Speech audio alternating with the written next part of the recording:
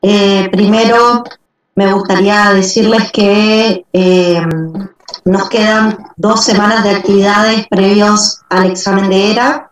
Estamos en la etapa final de lo que es nuestra segunda ERA. Nos quedan 4 teóricos en total por desarrollar, ¿sí? Y si ustedes recuerdan, nosotros habíamos iniciado con lo que es la parte de nutrición normal, que era como un subtema dentro de lo que es la bioquímica, que tiene, digamos, considera algunas cuestiones propias de la bioquímica, pero que a su vez también tiene algunas particularidades y por eso la abordamos de manera, digamos, separada del resto de la materia, en una parte de la materia que llamamos nutrición normal, ¿sí? Si ustedes recuerdan cuál fue el último tema que habíamos desarrollado, nosotros habíamos empezado a tratar de entender cómo ocurría la digestión y absorción de nutrientes, qué pasaba cuando los alimentos ingresaban a nuestro aparato digestivo, qué mecanismos se ponían en funcionamiento para transformar esas macromoléculas en moléculas más pequeñas que puedan ser absorbidas. Y bueno, una vez que hacemos la absorción de nutrientes, el resto de los mecanismos ustedes ya los conocen porque eso tiene que ver con el metabolismo que nosotros habíamos estudiado en la primera parte de esta segunda era. La idea un poco de la clase de hoy, la primera clase de esta semana, es estudiar cómo regulamos ese proceso digestivo, esa absorción de nutrientes, qué mecanismos están involucrados en esa regulación, ¿sí? Y bueno, después ya el resto de la semana, la segunda clase, vamos a empezar a abordar conceptos básicos que hacen referencia a lo que es una nutrición normal y algunos aspectos que tenemos que tener en cuenta cuando consideramos una nutrición normal, ¿sí? Bueno, vamos a empezar con lo que está propuesto para hoy. Yo voy a compartir pantalla, voy a compartir el PowerPoint. Les pido un segundo. Un segundo, ya lo voy a buscar.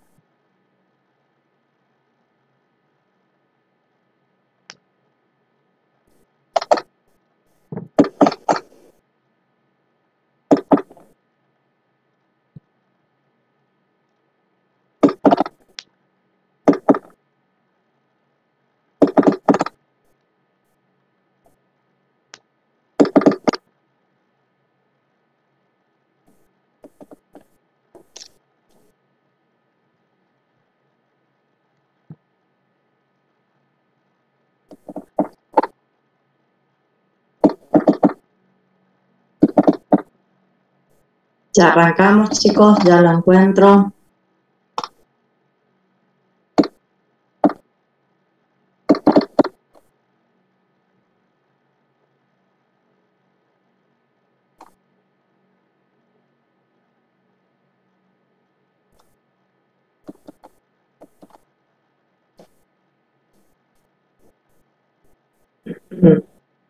Bueno, ahora sí, vamos a compartir pantalla.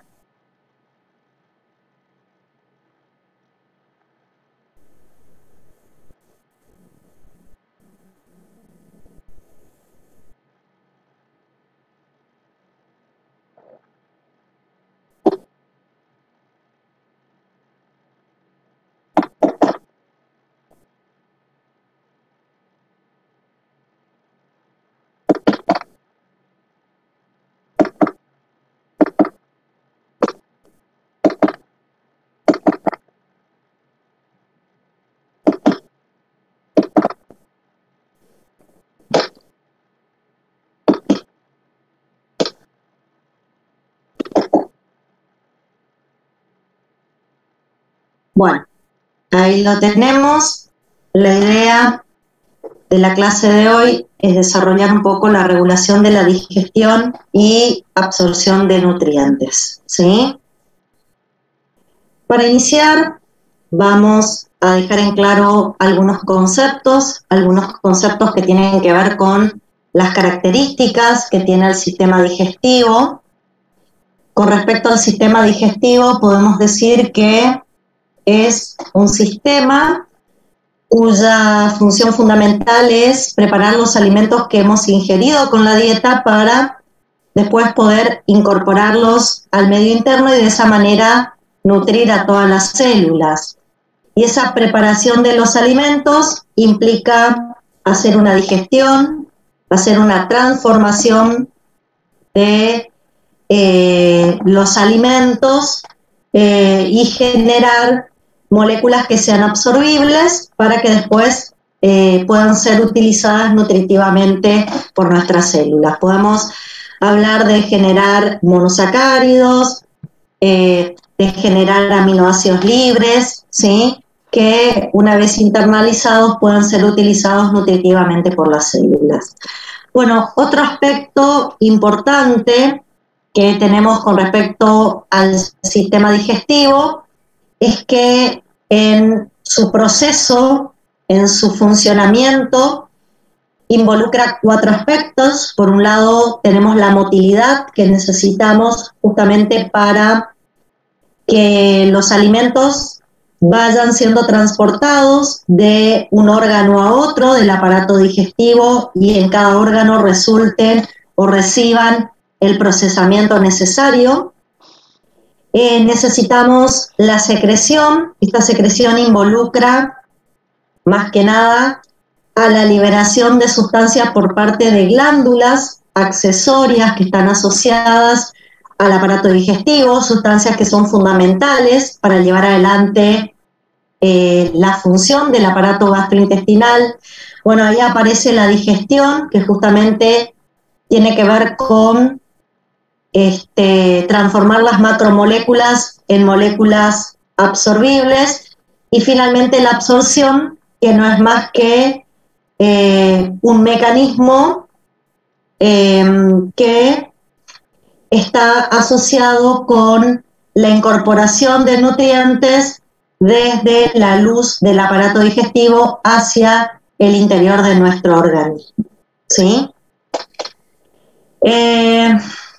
Bueno, para llevar adelante este proceso es indispensable que el contenido luminal sea impulsado en sentido oral-laboral por los movimientos peristálticos, porque como les dije, los nutrientes tienen que ir pasando por los diferentes órganos donde van a sufrir las transformaciones necesarias propias de cada organismo, de cada órgano. Nosotros algo de esto lo estudiamos en la clase anterior.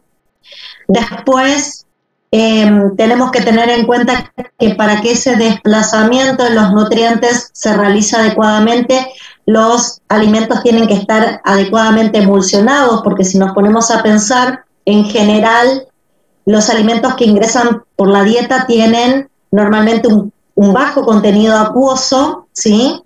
Y si no hacemos una correcta emulsión, se dificulta el traslado a lo largo del tubo digestivo, y bueno, ahí aparecen las secreciones exócrinas, que son muy ricas en mucus para la emulsión, pero que también tienen enzimas que son necesarias para la digestión, que es otro factor, otro proceso importante en la funcionalidad del aparato digestivo. Bueno, vamos a ver que estas funciones motoras, secretoras y digestivas, en una acción en conjunto, lo que van a hacer es preparar el alimento para el próximo paso, que es la absorción, ¿sí? Van a lograr que las macromoléculas se transformen en moléculas más pequeñas, y lo que nos interesa, y lo vamos a abordar en la clase de hoy, es que para que se lleven adelante todos estos procesos que caracterizan al sistema digestivo, nosotros vamos a necesitar mecanismos que regulen los procesos, y vamos a hablar fundamentalmente de 2 mecanismos reguladores. Uno, el sistema nervioso, y otro es el sistema hormonal, que va a llevar adelante la regulación para que esto se dé de manera coordinada y obviamente lleguemos como finalidad a la absorción de los nutrientes. Bien, con respecto a una de las funciones, que es la motilidad, lo que tendríamos que tener presente es que cuando hablamos de motilidad, no solamente estamos hablando de la propulsión o el transporte en sentido oral a oral de el bolo alimenticio, de los alimentos, para que sean tratados químicamente y después pueda ocurrir la absorción, sino que también hay una serie de procesos que se dan dentro del aparato digestivo que corresponden a esta motilidad, que también son procesos importantes, y ahí podríamos nombrar, por ejemplo, a la masticación, que es un mecanismo que lo que va a provocar es la disminución en el tamaño de el alimento. Recuerden que al disminuir el tamaño del alimento yo les contaba que favorecíamos la acción de la enzima porque aumentábamos la superficie sobre la cual la enzima podía actuar. Y también otro punto importante de esta manipulación mecánica del alimento tiene que ver con una mezcla. Esa mezcla permite un óptimo contacto entre las enzimas y el alimento para lograr un adecuado tratamiento químico de los nutrientes. Bien, sí, chicos, puede ser que se me haya entrecortado el audio porque tuve un bajo en la tensión de internet, pero aparentemente, a ver un segundo, voy a ver si lo recuperé, si no, estamos bien de vuelta. Vuelvo a compartir pantalla, sí. Había tenido un pequeño bajón en la señal y por eso puede ser que se me haya escuchado un poco más con dificultad. Bueno, retomamos. Hay varios aspectos que hacen a la motilidad. Por un lado, la manipulación mecánica del alimento, donde tenemos dos factores. La masticación, que hace que el alimento, que tiene un mayor tamaño, se transforme en partículas más pequeñas y optimizamos la acción de la enzima, en este caso. Y después la mezcla, donde lo que logramos es un contacto óptimo de los alimentos con las enzimas para que éstas puedan actuar y realizar el tratamiento químico. Bueno, después la propulsión, como les dije, que es un factor importante de la motilidad, para que el alimento vaya pasando de la boca al estómago, del estómago al duodeno, y vayan ocurriendo los procesos digestivos que tienen lugar en cada uno de estos sitios. También es importante algunos mecanismos como la deglución para que pueda pasar de la boca al estómago el alimento, el vaciamiento gástrico, la motilidad intestinal, la defecación, todo esto forma parte de esto que voy a llamar motilidad. Algunos de estos procesos son procesos conscientes, otros son procesos inconscientes, y en general la mayor parte del proceso que involucra la motilidad está regulado por el sistema nervioso que se subdivide en un sistema nervioso simpático y parasimpático que van a regular. Nosotros, en verdad, no vamos a explicar demasiado cómo el sistema nervioso regula la motilidad, ni tampoco cómo el sistema hormonal regula la motilidad, ¿sí? Esto lo van a trabajar quizás con mayor detalle en fisiología. A mí más que nada, en esta clase me va a interesar la regulación de las secreciones, que son las que fundamentalmente van a determinar el proceso digestivo, ¿sí? Es lo que más voy a resaltar. O sea, a ver, un segundito. Voy a hablar más que nada de cómo regulamos las secreciones, mecanismos por el cual aportamos ácidos y enzimas, a este alimento que está en un proceso de digestión. Esto también tiene una regulación por el sistema nervioso y por mecanismos hormonales. De esto vamos a hablar mucho la clase de hoy. Y bueno, la digestión, que es el tratamiento químico del alimento, lo vimos la clase pasada, antes del receso. Esa semana hablamos de cuál es el tratamiento químico por parte de enzimas de los alimentos y cómo se van digiriendo. Y también hablamos de la absorción, que tiene que ver con la incorporación de esos nutrientes al torrente sanguíneo, ¿sí? Esos nutrientes que fueron digeridos, cómo se incorporan al torrente sanguíneo. Esto también tiene una regulación por el sistema nervioso y sistema hormonal, pero básicamente vamos a ver que la regulación del sistema nervioso y hormonal hace a la secreción de sustancias, y una vez que el ácido y las enzimas están en el aparato digestivo, directamente se produce la digestión, y si hay una buena digestión se produce la absorción. Por lo tanto, más que nada nos va a interesar el proceso de regulación de la secreción de sustancias. Bueno, si analizamos cómo está conformado el aparato digestivo para ir viendo desde dónde vamos a partir y hasta dónde vamos a llegar, vamos a ver que el sistema digestivo está conformado por varias estructuras, ¿sí? Estructuras que forman parte directamente del aparato digestivo, pero también tenemos algunas glándulas anexas, estas que están redondeadas por un círculo, por un óvalo rosa, las que están redondeadas por un óvalo rosa, son glándulas anexas que van a ser fundamentales para que también se produzca el proceso digestivo dentro del aparato digestivo.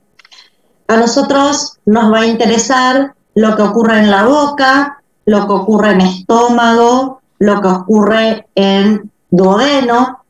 Nos van a interesar las glándulas parótidas y salivales, que nos van a volcar fundamentalmente sus secreciones en la boca, el páncreas, el hígado y la vesícula biliar, que van a liberar sus secreciones en duodeno.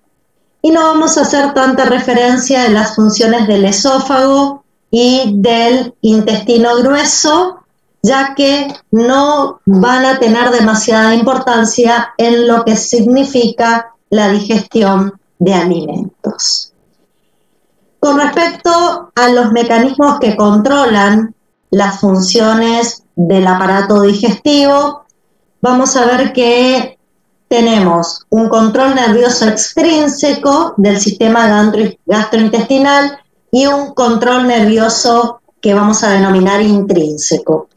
El control nervioso extrínseco va a estar representado por el sistema nervioso somático y el sistema nervioso vegetativo, el cual va a presentar sus divisiones simpáticas y parasimpáticas. Por su parte, el control nervioso intrínseco del sistema gastrointestinal va a estar representado por dos grandes plexos.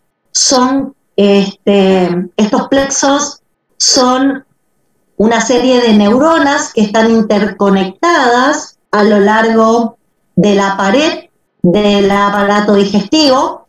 Tenemos un plexo que lo vamos a llamar plexo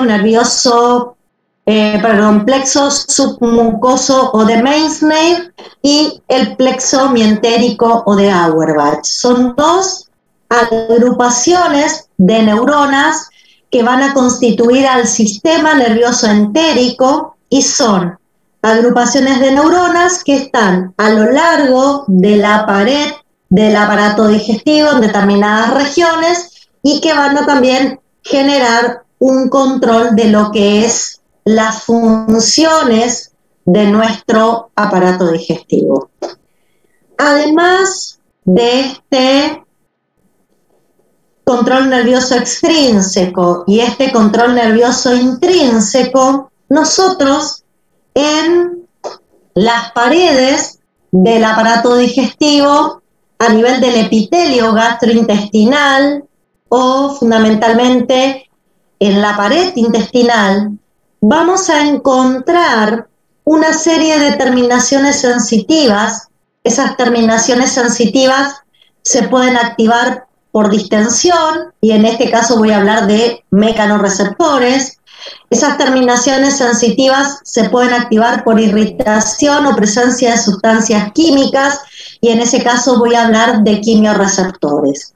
Estas terminaciones sensitivas que se pueden activar van a enviar fibras aferentes tanto a los plexos como así también a los ganglios prevertebrales del sistema simpático, a la médula espinal y por el vago hacia el tronco cefálico. De esa manera, estas terminaciones sensitivas se van a comunicar de algún modo con el sistema nervioso extrínseco y con el sistema nervioso intrínseco, participando de este complejo mecanismo de regulación nerviosa que tenemos del proceso que se lleva a cabo a lo largo del aparato digestivo, ¿sí?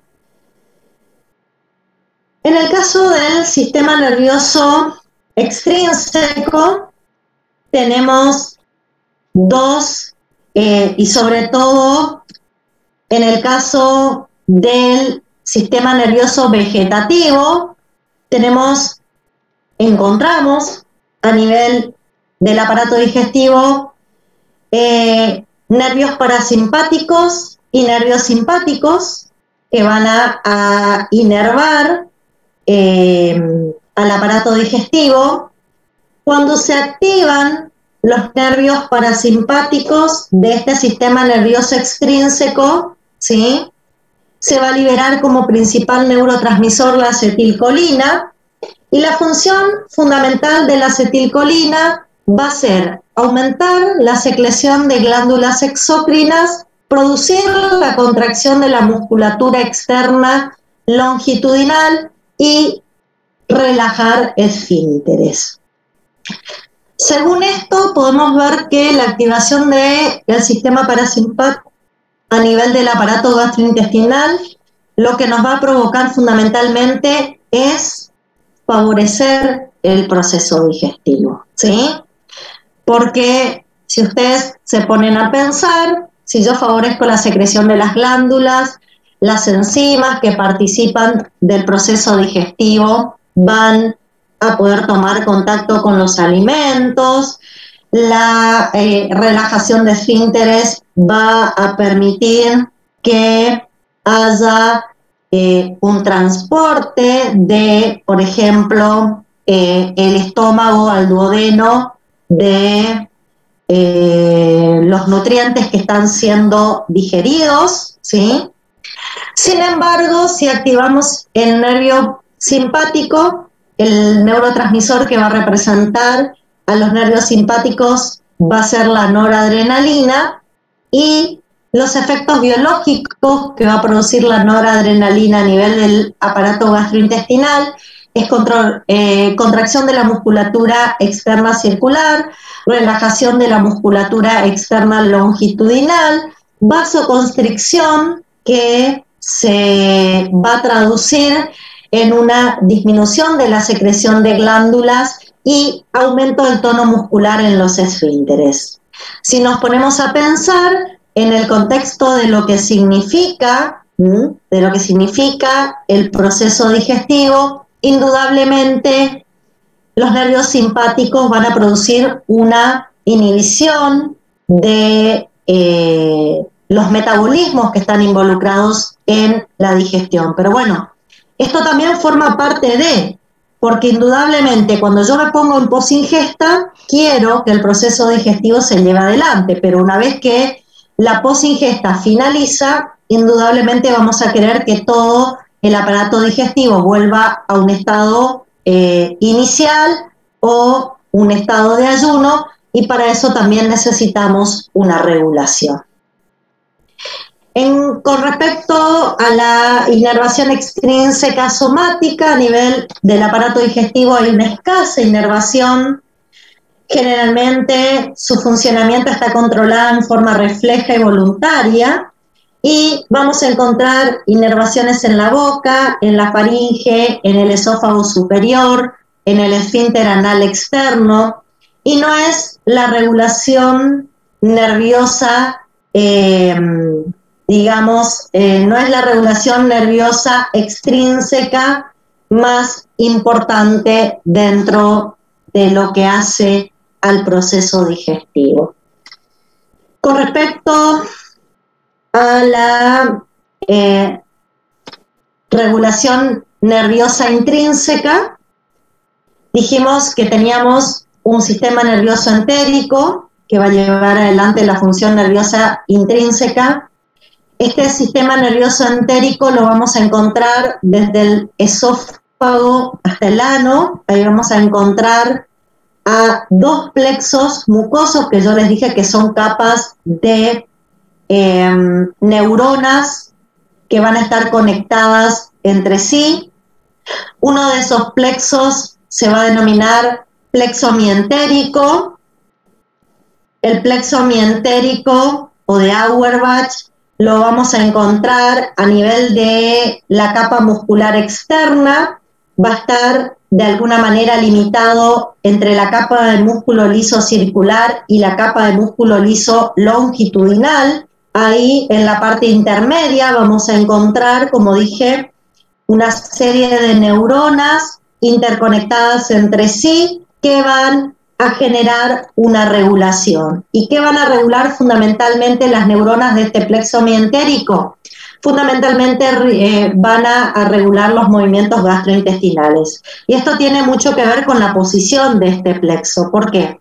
Porque está ubicado fundamentalmente entre las dos capas musculares, la de músculo liso circular y la de músculo liso longitudinal. En el caso del plexo submucoso o de Meissner, como su nombre lo dice, lo encontramos en la submucosa.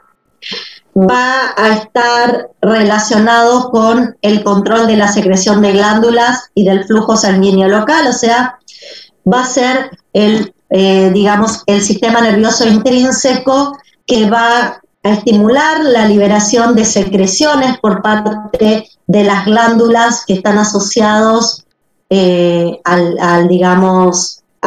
aparato gastrointestinal, y también se va a ocupar de regular la función parietal interna de cada segmento minúsculo del intestino. Ahí va a tener mucha funcionalidad, ¿sí?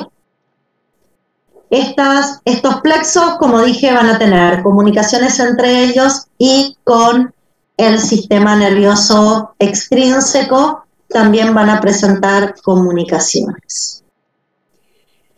Además de una regulación nerviosa, el aparato gastrointestinal tiene una regulación de tipo humoral. Esa regulación humoral se va a llevar adelante a partir de moléculas mensajeras que se van a liberar de células que vamos a denominar células enteroendocrinas, ¿sí? Nosotros a lo largo de la pared del tubo digestivo vamos a encontrar de manera heterogénea, en forma aisladas, distintas células secretoras de moléculas mensajeras, que en algunos casos las vamos a considerar hormonas, y se van a denominar con el nombre de células enteroendocrinas. Acá en el chat me están pidiendo que repita la última función del plexo mucoso, y yo lo que dije con respecto al plexo mucoso, un segundo, es que van a regular la función parietal en pequeños segmentos a nivel del intestino, ¿sí? Las funciones de las paredes que tienen que ver con la absorción fundamentalmente. Bueno, volviendo a la regulación humoral, como les dije, a lo largo de las paredes, pero mucho más lo vamos a encontrar en estómago y en intestino delgado. ahí es donde más vamos a encontrar estas células enteroendocrinas. A veces están formando parte de glándulas, ¿sí? Están conformando algunas glándulas o otras veces están directamente distribuidas de manera heterogénea en la pared del tubo digestivo. Estas células, como dije, se caracterizan por liberar moléculas mensajeras. Esas moléculas mensajeras pueden ser liberadas al torrente sanguíneo y a través de la sangre encontrar células blancos que pueden ser células secretoras exócrinas, secretoras de enzimas o de mucus, pueden ser fibras musculares, pueden ser células endoteliales de vasos sanguíneos, y lo que van a hacer es, por una regulación que voy a denominar endocrina, van a transmitir un mensaje, y ese mensaje puede ser aumentar la secreción o inhibir la secreción de esta célula secretora, provocar la contracción o la relajación de una fibra muscular y a nivel del endotelio favorecer la liberación de algunas otras sustancias biológicas a nivel endotelial, ¿sí? A veces nos puede pasar que la célula enteroendocrina que libera la molécula mensajera es vecina de la célula blanco, solamente está separada por un espacio intercelular. En ese caso vamos a hablar de que esta célula enteroendocrina va a ser una regulación paracrina. Y bueno, un tercer mecanismo de regulación humoral sería la regulación neuroendocrina, que nosotros en algún momento hemos descrito cuando hablamos de comunicación entre células. Y si repasamos la comunicación neuroendocrina, vamos a encontrar que la molécula mensajera es una neurona, la cual va a liberar su neurotransmisor o su molécula digamos, a la sangre, y a través de la sangre esa sustancia va a alcanzar los órganos blancos a los cuales se va a unir provocando una respuesta biológica. En estos dos primeros casos es una célula enteroendocrina la que libera la molécula mensajera, y en el tercer ejemplo,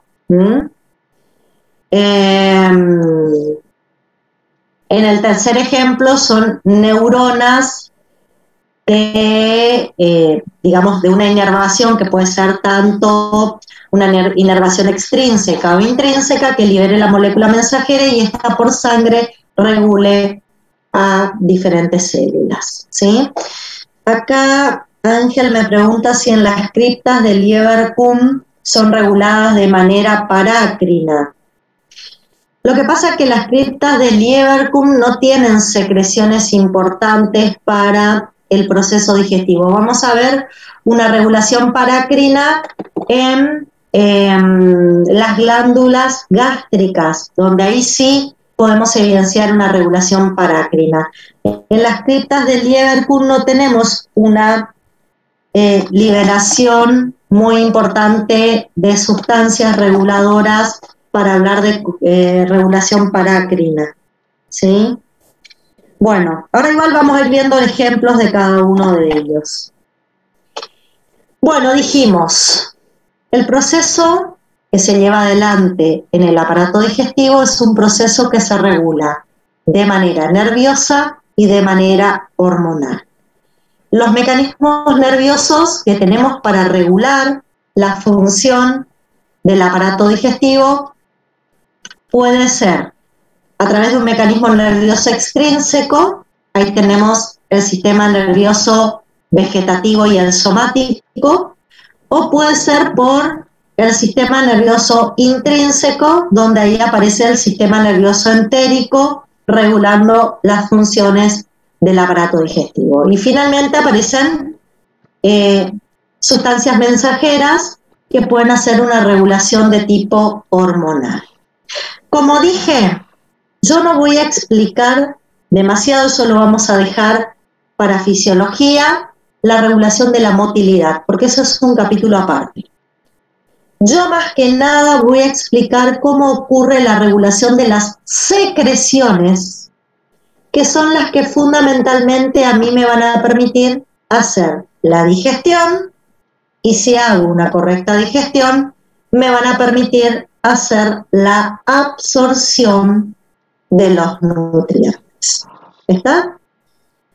Bueno, ¿cómo comienza todo? ¿Dónde va a comenzar a funcionar el aparato digestivo? Y bueno, el aparato digestivo va a comenzar a funcionar en la boca. Ahí hay un componente de la motilidad muy importante, que es la digestión mecánica, la masticación. Ese proceso de masticación nos da dos procesos que son importantes para que después yo pueda llevar adelante el resto de los mecanismos. ¿Qué me permite la masticación? Me permite, por un lado, fragmentar el nutriente y transformarlo en partículas de menor tamaño para que sea mucho más eficiente la acción de las enzimas. Y, por otro lado, me permite una mezcla de los alimentos con la saliva, donde en la saliva voy a encontrar fundamentalmente sustancias que van a llevar adelante la digestión química, o por lo menos van a comenzar con la digestión química de los alimentos. Cuando yo mastico, no solo disminuye el tamaño de la partícula alimenticia, sino que mezclo el alimento con la saliva, y en la saliva fundamentalmente voy a encontrar enzimas como la amilasa salival, que me va a servir para la digestión de hidratos de carbono, la lipasa salival, que puede llegar a servir para la digestión de lípidos, y también aparece la lisozima, que es una enzima que no está involucrada en la digestión, pero sí tiene una función antibacteriana, donde me permite, de alguna manera, eliminar aquellas bacterias que hayan podido ingresar a mi cuerpo a través de los alimentos para que después no puedan producir ningún efecto adverso sobre mi organismo. Bueno, ¿cómo regulamos la masticación? ¿Cómo regulamos esta digestión mecánica? Esto es voluntario. ¿Sí? Ustedes voluntariamente realizan la masticación. No existen mecanismos que van a estimular, porque es un proceso voluntario. Ustedes mastican cuando piensan en llevar adelante esa acción. Por eso decimos que es un proceso voluntario. Ahora bien, lo que va a estar regulado es la secreción de saliva, que es lo otro que necesito a nivel de la boca. ¿Y cómo está regulada la secreción de saliva? Fundamentalmente por mecanismos neuronales. Acá, en la secreción de saliva, no vamos a encontrar mecanismos hormonales involucrados, vamos a encontrar mecanismos neuronales, y vamos a ver que fundamentalmente es el sistema nervioso autónomo el que hace la mayor regulación en la secreción de saliva. Nosotros, en condiciones basales, a ver, ¿qué quiero decir con en condiciones basales? ¿Qué quiero significar cuando digo en condiciones basales? ¿Sí?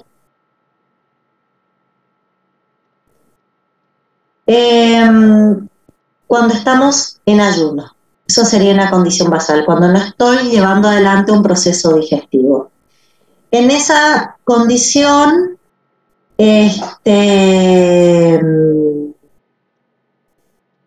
tenemos secreción de saliva, aunque de manera mínima, ¿sí?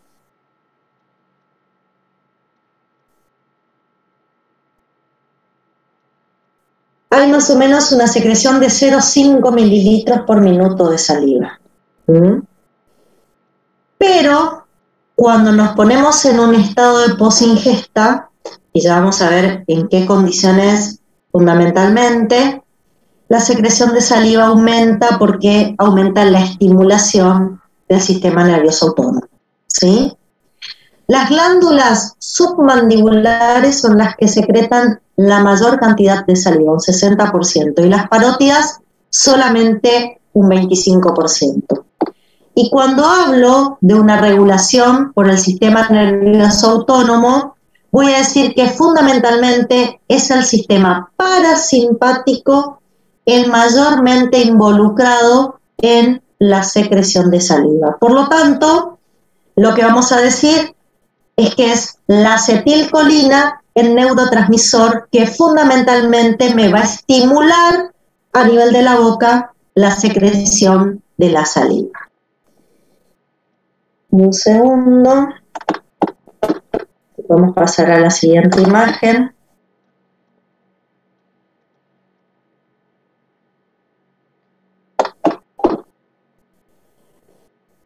¿Qué tiene la saliva y por qué es importante que la secretemos? Bueno, es importante porque tiene la función de lubricación del alimento, tiene la función de protección. Recuerden que la lubricación es fundamental para que ese alimento se pueda movilizar a lo largo del tubo digestivo, ¿sí? Para que pueda ser transportado a lo largo del tubo digestivo. Tiene una función de protección porque tiene la lisozima, que es una sustancia antibacteriana, y eso evita el ingreso de algunos patógenos a través de los alimentos. Y tiene la función digestiva. ¿Por qué función digestiva? Porque en la saliva tenemos amilasa, y este es para el que me preguntó qué pasa con los hidratos de carbono. Aparece la amilasa salival en la saliva, que es de utilidad para comenzar la digestión de los hidratos de carbono. Aparece la lipasa, que también puede ayudar a la digestión, pero este en el caso de lípidos. Bueno, con la función protectora no solo tiene lisozima, sino que también tiene inmunoglobulinas A, que son anticuerpos que también tienen importancia para evitar, fundamentalmente, para evitar el ingreso de agentes patógenos al interior de nuestro organismo. ¿De dónde surge la saliva? De las glándulas parótidas. Las submaxilares, las sublinguales son las principales, y esa saliva tiene fundamentalmente agua, también tiene sustancias antimicrobianas, que son las que yo le nombré, algunas sustancias orgánicas como las enzimas, también tiene mucos, glucoproteínas, lactoferrina, y tiene algunos electrolitos como el sodio, potasio, cloro, bicarbonato, calcio, y su pH es aproximadamente cercano a la neutralidad. ¿Cómo ocurre la secreción de saliva? Por una regulación nerviosa. Recién yo les dije, la regulación nerviosa se da fundamentalmente por el sistema parasimpático.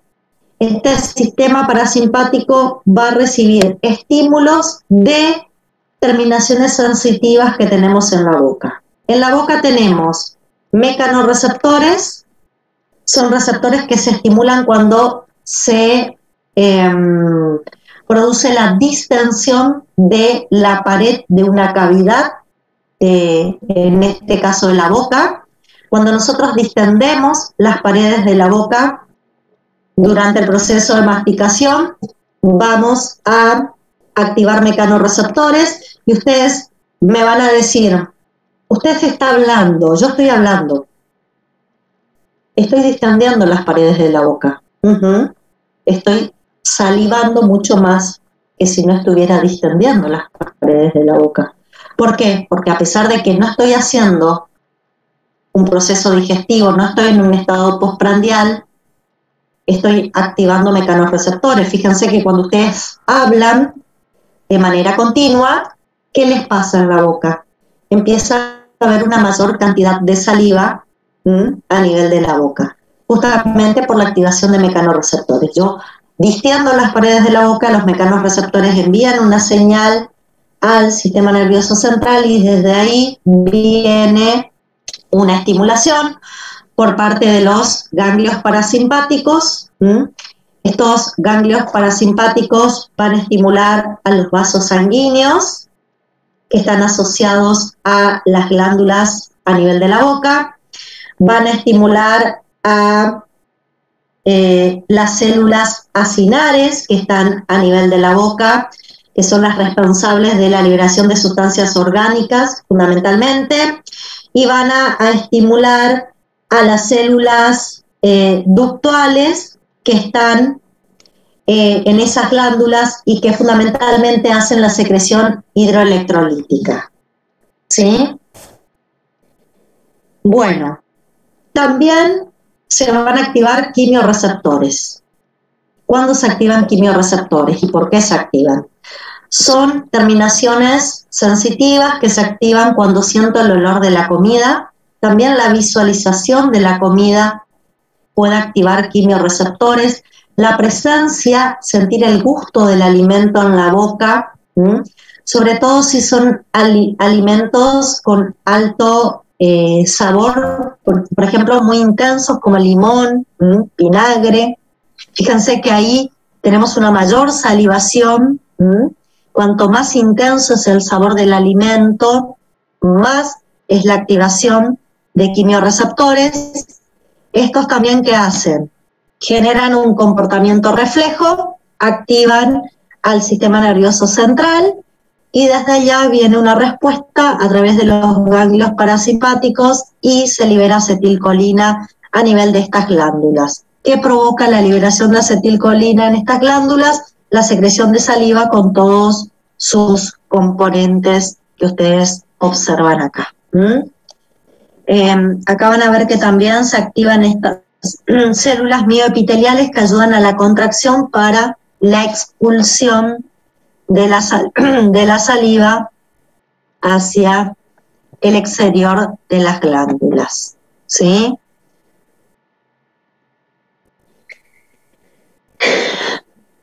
En realidad, el recuerdo de un alimento puede generar, pero más que nada la estimulación de los quimiorreceptores tiene que ver con sentir el aroma de los alimentos y sentir el gusto del alimento en la boca. Ahí es donde más tenemos una mayor estimulación de quimiorreceptores, ¿sí? Bueno, aparece la saliva en la boca, nosotros hacemos la masticación y a ver qué me cuentan ustedes sobre eso. ¿Qué va a pasar? Yo estoy masticando, estoy disminuyendo el tamaño del alimento, estoy mezclando el alimento mientras mastico con la saliva.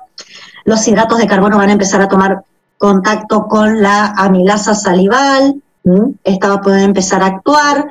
Dijimos que la lipasa no tenía demasiada acción porque en el medio acuoso, que era la saliva, los lípidos tenían tendencia a agruparse y eso afectaba la capacidad de la enzima para llevar adelante la digestión. ¿Está? Una vez que nosotros decidimos, porque es un proceso voluntario, hacemos la deglución, ¿sí? ¿En qué momento hacemos la deglución? En el momento que nosotros lo decidimos, ¿sí? Podemos llevar una masticación más prolongada, una masticación instantánea, una masticación de tiempo mediano, y cuando lo decidimos, hacemos la deglución. Una vez que hacemos la deglución, ¿qué le pasa al alimento mezclado con la saliva? Es transportado a través del esófago y ¿a dónde llega? Llega al estómago. En el estómago van a haber también secreciones. Va a haber una secreción que la voy a denominar secreción gástrica. Esa secreción gástrica va a tener dos funciones fundamentales, ¿sí? Esas dos funciones van a depender más que nada del hecho de que la secreción gástrica tiene un elevado contenido de ácido clorhídrico. ¿Qué va a producir el ácido clorhídrico que está presente en la secreción gástrica, siendo que no es el único componente de la secreción gástrica? Bueno, va a facilitar la digestión de proteínas. ¿Por qué el ácido clorhídrico facilita la digestión de proteínas? Primero, porque tiene la capacidad de desnaturalizar proteínas y eso permite que la proteína adopte su estructura primaria, que es la única estructura que nosotros podemos digerir, pero también va a permitir que el pepsinógeno, que es un zimógeno que también forma parte de la secreción gástrica, se transforme en la enzima activa, que es la pepsina, y de esa manera podamos empezar parcialmente con la digestión de algunas proteínas. Además, el ácido clorhídrico es importante porque permite eliminar microorganismos, o sea que también tiene una actividad antimicrobiana fundamental, ya que cuando consumimos alimentos desde el exterior, si bien son alimentos que han sido adecuadamente higienizados y tienen toda una cadena de seguridad alimentaria, eso no quita que puedan ingresar patógenos a través de los alimentos. Bueno, ¿cuál va a ser la función fundamental del estómago en el proceso digestivo? Su función va a ser el almacenamiento provisorio de los alimentos que están pasando por este proceso digestivo, hacer parcialmente una digestión y transformar el bolo alimenticio en un quimoácido, donde básicamente vamos a encontrar un comienzo en la digestión de proteínas y un comienzo en la digestión de triacilglicéridos. Y finalmente, su función es hacer el vaciamiento gástrico, y ese vaciamiento gástrico va a permitir el pasaje del alimento del estómago al duodeno. Pero bueno, ¿qué tiene la secreción gástrica? Que es la secreción que nos interesa dentro del aparato digestivo a nivel del estómago. La secreción gástrica está conformada por diferentes sustancias, se llama generalmente jugo gástrico, tiene agua, tiene una gran cantidad de ácido clorhídrico, esa gran cantidad de ácido clorhídrico hace que este jugo gástrico alcance un pH cercano a 2, muy ácido, tiene pepsinógeno, tiene factor intrínseco, tiene mucus soluble, tiene mucus insoluble y tiene bicarbonato. ¿Dónde se secreta el jugo gástrico? Fundamentalmente se secreta a partir de glándulas gástricas que están ubicadas en un 80% en la región del fundus del estómago y en un 20% en la región pilórica. ¿Para qué me sirve toda esta secreción? Algunas partes de esta secreción gástrica tienen una función protectora y otras tienen una función en el proceso digestivo. Si nosotros evaluamos la estructura de una glándula gástrica, como dije, estas glándulas fundamentalmente las encuentro en la zona del fundus y en menor cantidad en la región pilórica, vamos a ver que dentro de las glándulas hay diferentes tipos de células, algunas con funciones secretoras de sustancias que van a componer el jugo gástrico y algunas células reguladoras de esos procesos de secreción. En primer lugar, en la parte superficial encontramos las células mucosas de la superficie. La característica de estas células mucosas de la superficie es la de secretar un mucus insoluble mezclado con bicarbonato. Ese mucus insoluble mezclado con bicarbonato queda firmemente adherido a la pared del estómago. Esto se secreta cuando estas glándulas son estimuladas.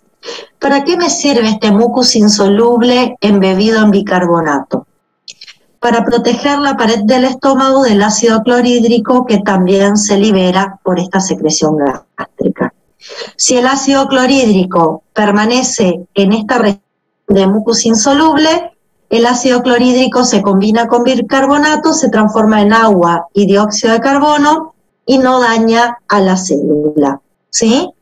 Si el ácido clorhídrico queda por encima de esta capa de mucus insoluble, bueno, va a tener las funciones biológicas porque va a permanecer de alguna manera intacto y va a llevar a que esa región del estómago adopte un pH cercano a 2. Fíjense que en la zona del mucus insoluble, donde hay bicarbonato, nosotros tenemos un pH de 7, o sea que es imposible que esa acidez dañe la superficie de nuestra pared del estómago, ¿sí?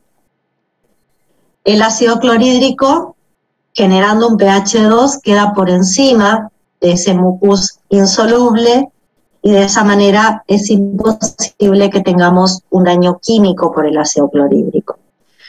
Por debajo de estas células mucosas de superficie aparecen otras células mucosas del cuello que liberan un mucus soluble. Este mucus soluble va a ayudar a la emulsión del alimento junto con los movimientos del estómago, va a ayudar a la emulsión. Por debajo de las células mucosas del cuello tenemos las células parietales o oxínticas. Estas van a ser las células especializadas en liberar ácido clorhídrico y factor intrínseco. Ya vamos a ver cómo regulamos fundamentalmente a estas células, que son las que nos van a interesar, porque van a permitir la aparición del ácido clorhídrico y del factor intrínseco. Por debajo tenemos las células principales o pépticas que van a liberar el pepsinógeno, también vamos a ver cómo se regulan.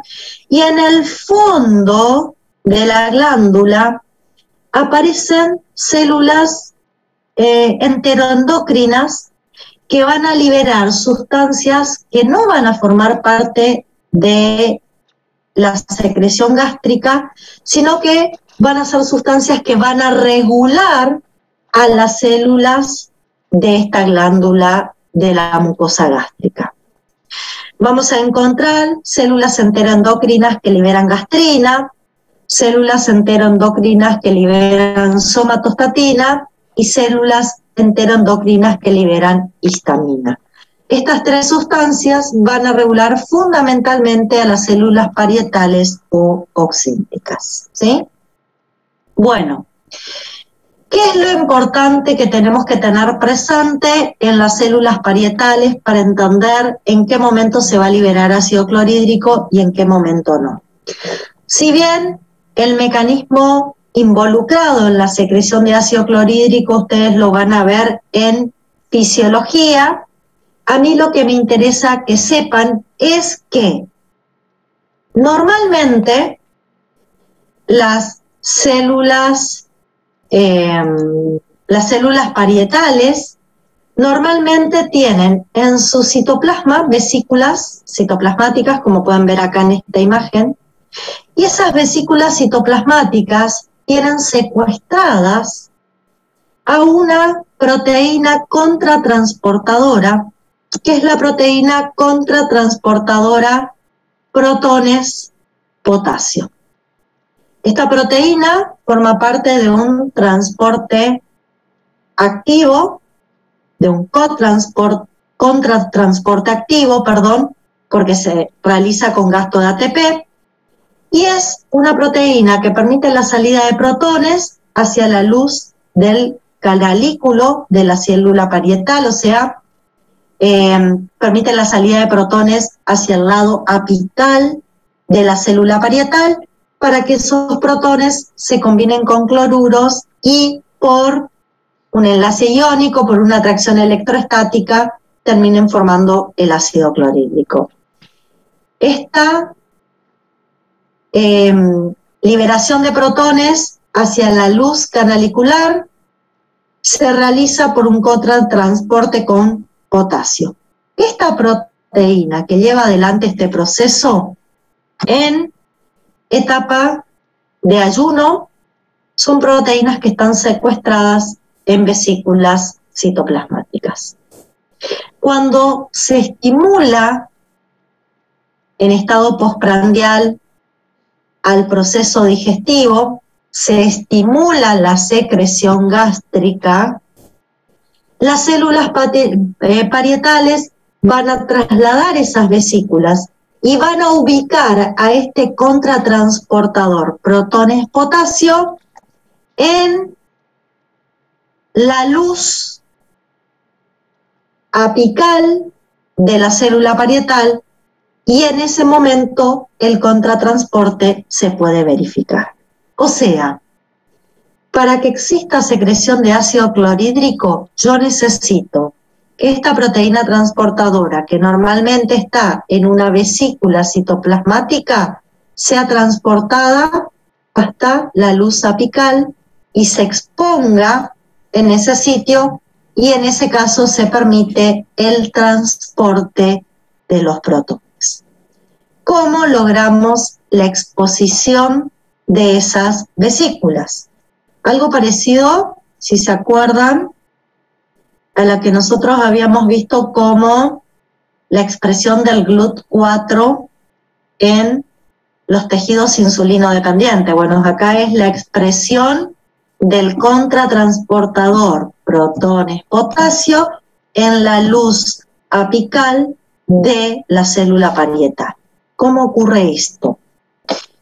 Para que se exponga esta proteína transportadora, yo tengo una regulación nerviosa y una regulación hormonal.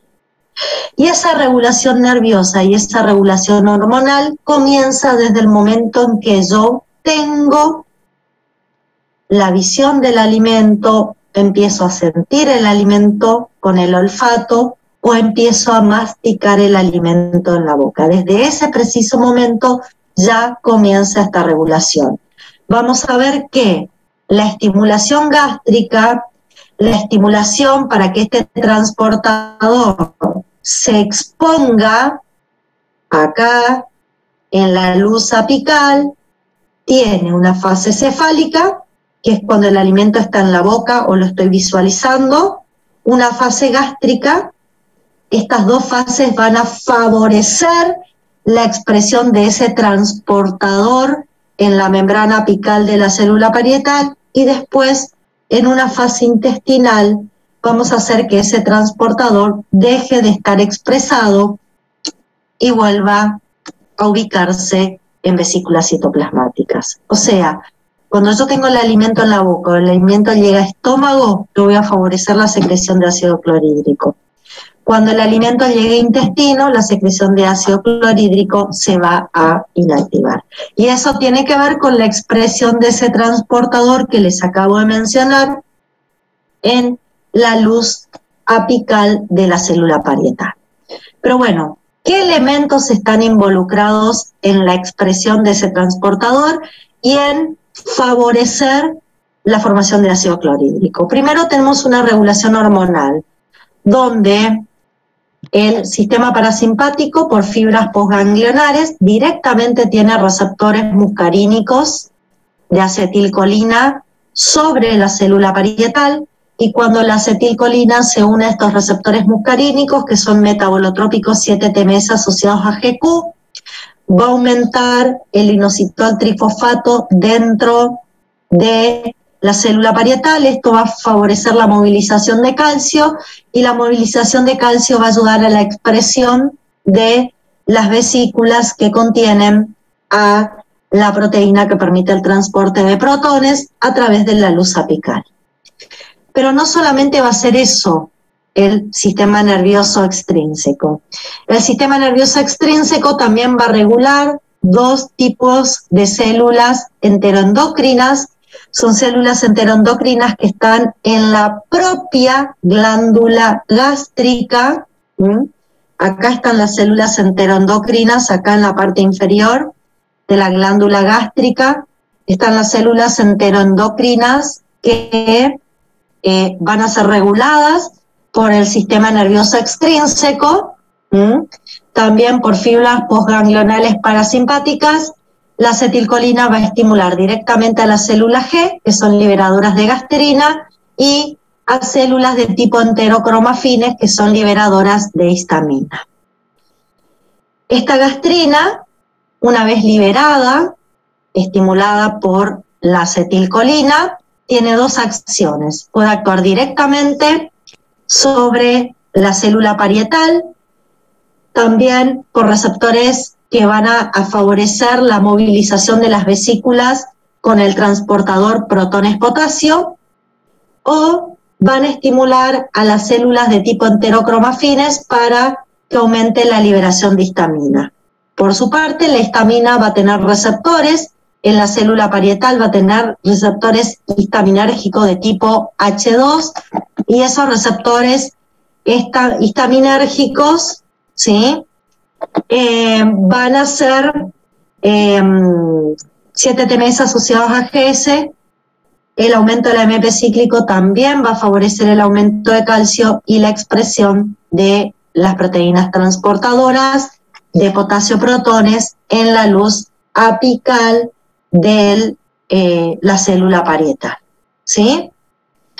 Un detalle, acá me están preguntando qué significa postprandial, porque acá dice regulación de la secreción de ácido clorhídrico postprandial, que esto solamente ocurre cuando estoy en contacto con el alimento, ¿sí? Bien, ahora vamos a ver qué pasa cuando el alimento está en la boca, qué se estimula, qué pasa cuando el alimento llega al estómago. Pero fíjense, tenemos una estimulación nerviosa que puede ser directamente sobre la célula parietal o sobre la célula G o sobre las enterocromafines. A partir de la estimulación de célula G aparece gastrina, que tiene una acción directa sobre la célula parietal o una acción sobre las células enterocromafines. Y las células enterocromafines, estimuladas por acetilcolina o por gastrina, liberan histamina, que tiene una acción directa favoreciendo la liberación de ácido clorhídrico, ¿sí? Cuando el pH del estómago se vuelve muy ácido, menor a 2, cuando tengo un pH menor a 2, se empiezan a estimular las células D, que también están a nivel tanto del estómago como en otras regiones del aparato digestivo. Pero a nivel del estómago, estas células D que se estimulan por el pH menor a 2 liberan somatostatina y la somatostatina tiene un efecto inhibitorio. La somatostatina inhibe directamente a la célula parietal para que no se siga liberando ácido clorhídrico e inhibe directamente a las células G para que no se siga liberando gastrina. Y de esa manera estaríamos inactivando a través de la somatostatina la liberación de ácido clorhídrico. Como les dije, esta regulación se lleva adelante en 3 fases. La primera fase, donde tengo un 30% de respuesta, una mínima respuesta de las células parietales a la liberación de ácido clorhídrico, la tengo cuando el alimento está en la boca, cuando siento el olor del alimento, cuando lo estoy visualizando. O sea, cuando se activan quimio o mecanorreceptores de la boca. Estos quimio o mecanorreceptores de la boca, de la nariz, van a provocar a nivel del sistema nervioso un estímulo sobre la liberación de acetilcolina y, como dije, la acetilcolina actúa directamente sobre la célula parietal o sobre la célula G o sobre las células enterocromafines y ya cuando tengo el alimento en la boca empiezo a tener una pequeña liberación de ácido clorhídrico. Ese ácido clorhídrico se va a liberar hasta un punto. ¿Hasta qué punto? Hasta que el pH sea menor a 2. Cuando el pH, y yo tengo el alimento todavía en la boca, es menor a 2, se libera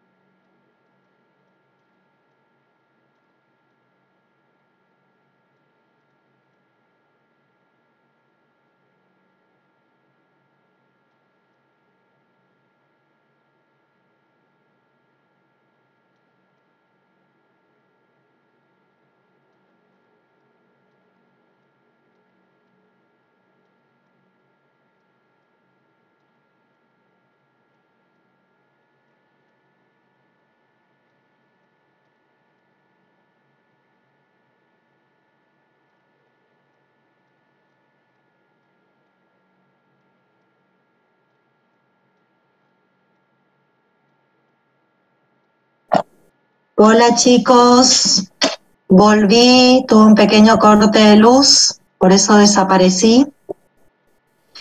Vamos a tratar de retomar en donde nos habíamos quedado, pero quédense tranquilos que les voy a subir una grabación de la clase para que vean todo el tema de manera continua, si es que por ahí se quedaron en algún punto de la clase, ¿sí? Volvemos a compartir pantalla y volvemos a ver dónde nos habíamos quedado. Nos habíamos quedado acá. Yo les estaba explicando, a ver un segundito que voy a adelantarme, la fase gástrica de la regulación de ácido clorhídrico. Yo les dije que cuando el alimento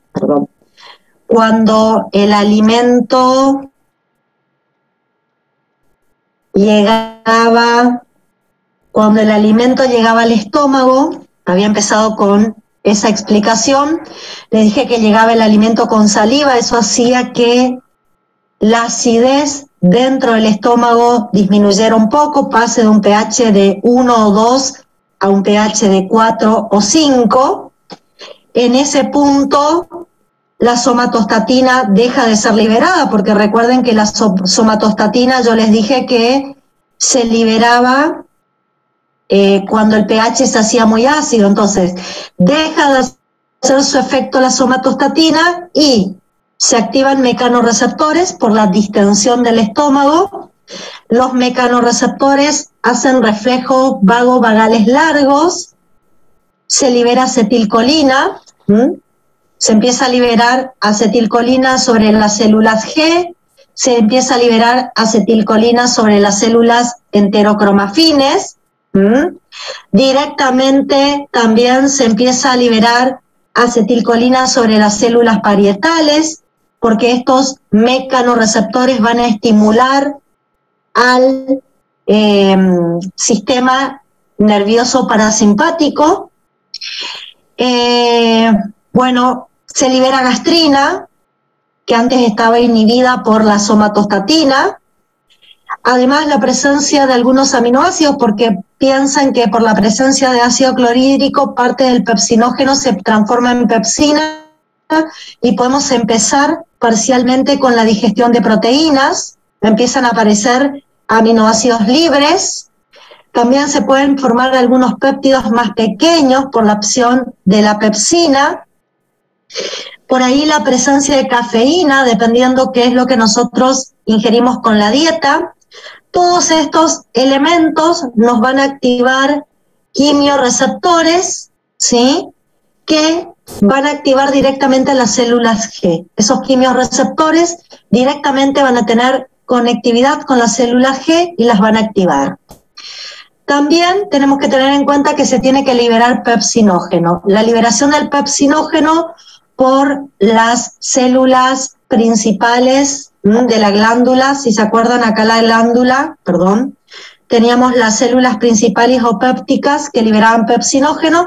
Esto también es estimulado por la acetilcolina, por el sistema nervioso parasimpático. Y recuerden que el sistema nervioso parasimpático en la fase gástrica se activa por los mecanorreceptores.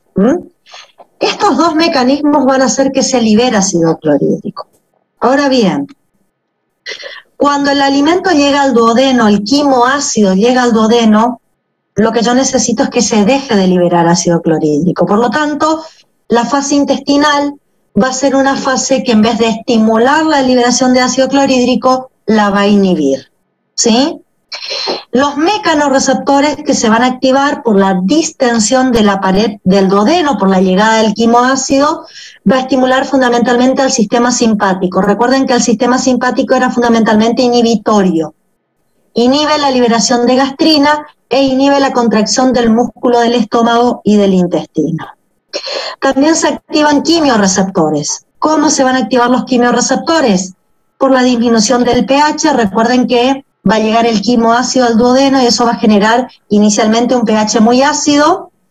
Eso va a estimular, estos quimioreceptores van a estimular a células enteroendocrinas que liberan secretina.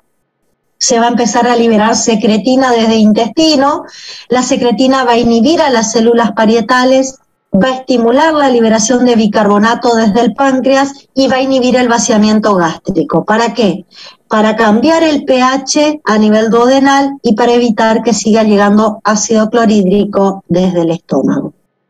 Por su parte, la presencia de ácidos grasos libres, recuerden que está la lipasa gástrica, que empieza a liberar algunos ácidos grasos, una solución hipertónica porque empiezan a haber péptidos, aminoácidos libres, va a provocar la estimulación de otras células enteroendocrinas, pero ahora liberadoras de colecistoquinina y péptido HIP. Estas sustancias van a inhibir también el vaciamiento gástrico, van a inhibir las células G, van a estimular al páncreas para la secreción de enzimas y van a estimular la contracción de la vesícula biliar. Como pueden ver, cuando llega el alimento al duodeno, empiezan a desarrollarse algunos factores que fundamentalmente van a inhibir la secreción gástrica y van a empezar a favorecer las secreciones que yo necesito a nivel intestinal. Si repasamos, en la parte cefálica, cuando el alimento todavía está a nivel de la boca, estoy sintiendo su aroma, son las fibras vagales, fundamentalmente que van a estimular la secreción de ácido clorhídrico a partir de la acetilcolina. Cuando estoy en la fase gástrica tengo la distensión que va a estimular a los centros vulvares y a través de las fibras vagales va a provocar la liberación de acetilcolina para favorecer la liberación de ácido clorhídrico, pero también tenemos que la presencia de péptidos y aminoácidos por quimioreceptores van a estimular a las células G liberadoras de gastrina, y todo esto va a llevar a justamente que la célula parietal pueda liberar el ácido clorhídrico. Sin embargo, cuando llegamos a la fase intestinal, aparecen ácidos grasos, una solución hipertónica que provoca la liberación de colecistoquinina y péptido HIP, que inhiben la secreción gástrica. La presencia del quimoácido favorece la liberación de secretina, que inhibe la liberación de ácido clorhídrico, ¿sí?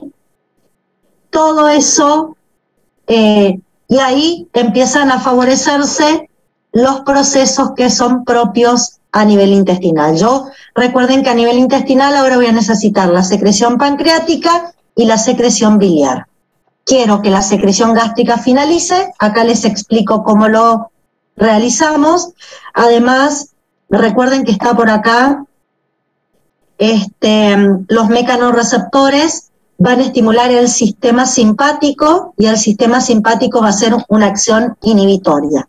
Era el otro mecanismo que teníamos ahí involucrado. Además de inhibir la secreción gástrica, cuando el alimento llega a intestino, tienen que aparecer las otras secreciones que son propias de los procesos que ocurren a nivel intestinal, ¿sí? Bueno, ¿cómo inhibíamos la secreción gástrica? Colecistoquinina, péptido HIP, la distensión que estimula el sistema simpático. Bueno, eso es más o menos lo que le expliqué. ¿Cómo sigue el proceso? El quimoácido pasa al intestino y acá tienen que aparecer a nivel intestinal la secreción pancreática y la biliar para finalizar la digestión y comenzar la absorción de nutrientes. ¿Qué tiene la secreción pancreática? La secreción pancreática es una secreción bastante heterogénea, tiene sustancias orgánicas como enzimas digestivas, y acá tenemos una larga lista de todo lo que secreta el páncreas cuando lo estimulamos. Secreta amilasa pancreática, lipasa pancreática, fosfolipasa 2, colesterol éster hidrolasa, colipasa, tripsinógeno, quimiotripsinógeno, procarboxipeptidasa, proelastasa, ribonucleasas y desoxirribonucleasas. La primera para la digestión de hidratos de carbono, las 4 que están acá para la digestión de lípidos, estos que aparecen como simógenos para la digestión de proteínas y estas 2 últimas para la digestión de ácidos nucleicos dentro de los alimentos. Además de tener esta parte orgánica es sintetizada y secretada por las células de los acinos pancreáticos. Asociadas a las células acinares pancreáticas están las células ductales. Estas células ductales tienen la función de la secreción más que nada de compuestos inorgánicos. Acá se libera bicarbonato, sodio, potasio, cloruro y también agua. ¿Ahí está? Todo eso pasa a bicarbonato, cloruro, sodio, a la luz de los conductos de estos acinos pancreáticos. Entonces, ¿qué va a tener la secreción pancreática? Toda la parte de enzimas más toda la parte inorgánica. Todo eso se vuelca en conjunto en el duodeno. ¿En qué momento se vuelca? Tenemos una fase cefálica donde comienza la estimulación de la secreción pancreática. Esta fase cefálica nuevamente es cuando todavía tenemos el alimento en la boca, cuando estamos visualizando el alimento, cuando estamos sintiendo su aroma. Los receptores olfativos, gustativos, los mecanorreceptores y los quimiorreceptores de la boca van a provocar una estimulación vagal y vía colinérgica yo voy a liberar acetilcolina a nivel de el páncreas, y la acetilcolina fundamentalmente, acá lo voy a mostrar, la acetilcolina fundamentalmente va a estimular las células acinares. O sea que en la fase cefálica lo que fundamentalmente se va a empezar a liberar hacia los conductos van a ser enzimas. Una vez que el alimento llega al estómago, van a dispararse estímulos por mecanorreceptores. Los mecanorreceptores tienen que ver con la distensión del estómago. De nuevo, recuerden que los mecanorreceptores estimulaban al sistema nervioso y por estimulación vagal provocaban una mayor liberación de acetilcolina. O sea, acá seguimos estimulando las células, fíjense, seguimos estimulando las células acinares para el aumento en la liberación de enzimas, pero en la fase gástrica, en la fase intestinal, ahí aparece otro componente. En la cefálica y en la gástrica, fundamentalmente favorecemos la liberación de enzimas. En la fase intestinal, donde observo la mayor respuesta de la estimulación pancreática, fíjense, el 75 al 80% de respuesta, acá está la mayor respuesta. Tenemos algunas hormonas que se liberan desde células enteroendocrinas que están en la pared del aparato digestivo, fundamentalmente a nivel del intestino. Aparece la colecistoquinina, aparece la secretina. Recuerden que el aumento de acidez en duodeno provocaba la liberación de secretina y la presencia de aminoácidos, péptidos libres, ácidos grasos libres, monoacilglicéridos provocaban una solución hipertónica que estimulaba la liberación de colecistoquinina. No se olviden que acá también tenemos distensión, aparece la acetilcolina, pero más que nada aparece secretina y colecistoquinina. La colecistoquinina en una respuesta inmediata, y escuchen lo que digo, la colecistoquinina en una respuesta inmediata sigue activando las células acinares para liberar más enzimas, pero la colecistoquinina en una respuesta tardía a nivel de la mucosa intestinal provoca la liberación de un péptido que se llama péptido II, y a nivel de los islotios pancreáticos provoca la liberación del péptido PP. Estos dos estarían haciendo un efecto inhibitorio sobre la secreción pancreática. O sea, tengo una acción inmediata de la colecistoquinina favoreciendo la liberación de enzimas y un efecto tardío inactivando a través de estos péptidos la secreción pancreática. Por su parte, la secretina actúa sobre las células ductales favoreciendo la liberación de iones y fundamentalmente bicarbonato, que es necesario para alcalinizar el contenido duodenal, y para que las enzimas que son volcadas al duodeno desde el páncreas tengan un pH óptimo de trabajo. Con la secretina nos pasa algo semejante. La secretina en un efecto tardío también provoca la liberación del péptido II y del péptido PP, que tienen como efecto final inactivar la secreción pancreática. Bueno.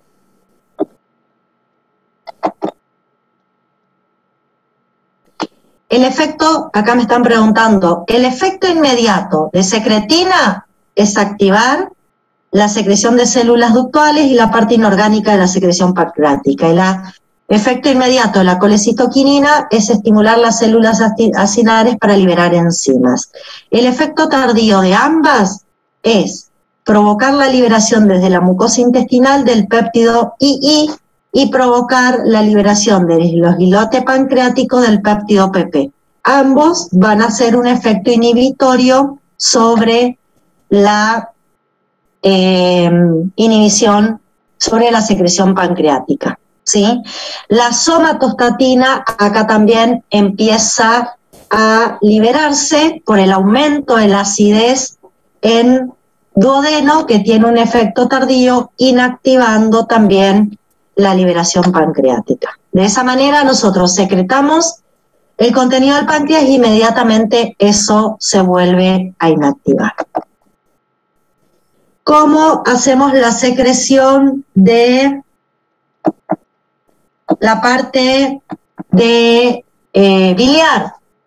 En cuanto a la bilis, también tenemos, por un lado, la secreción de sales y ácidos biliares, colesterol, bilirrubina, y por otro lado, la secreción hidroelectrolítica, porque tiene sodio, potasio, calcio, cloruro y bicarbonato. Bueno, tenemos dos acciones. Por un lado, la secretina está intensamente involucrada en, más que nada, actuar sobre células del conducto biliar para que se libere bicarbonato hacia la secreción biliar. Cuando aumenta la acidez en duodeno, se libera secretina y a nivel de los conductos biliares enriquece con la liberación de bicarbonato a la bilis, ¿sí? Eso a nivel de los conductos biliares.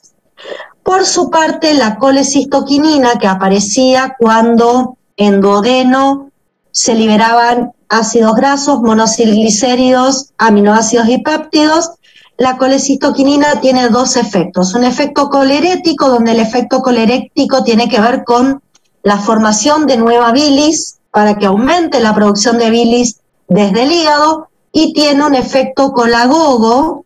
Esta colecistoquinina tiene un efecto colagogo que tiene que ver con el estímulo de la vesícula, la contracción, perdón, de la vesícula biliar y el esfínter de Oddi.